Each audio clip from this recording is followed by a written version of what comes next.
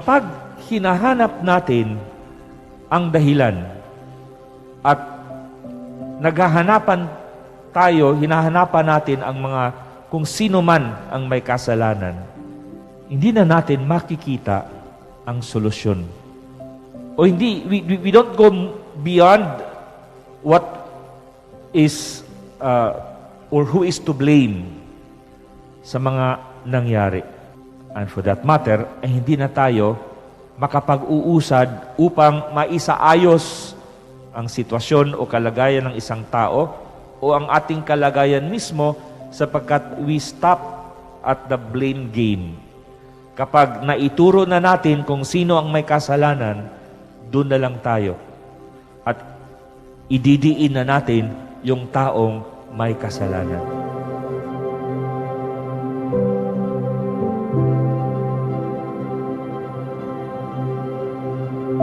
Very typical sa ating kultura at sa ating mga nakasanayan na gawin.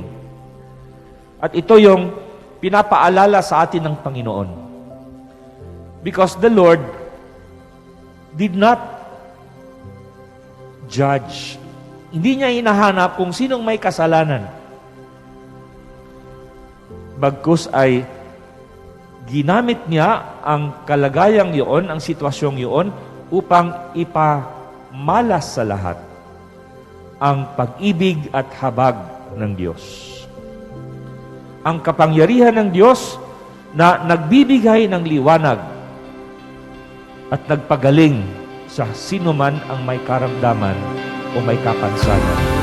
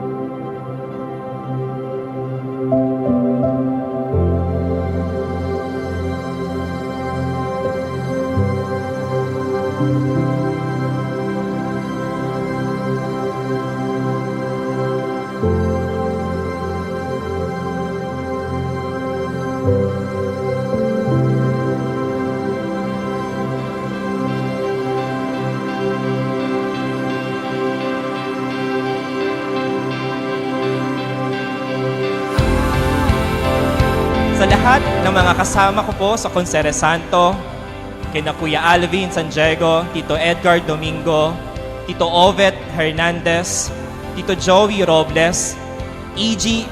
Angeles at Victor Galsote, at ang buong committee ng Happy's 9 Consere Santo Lenten Exhibit ay nasasabik na po na matunghayan nyo ang aming inihanda sa loob ng isang buwan.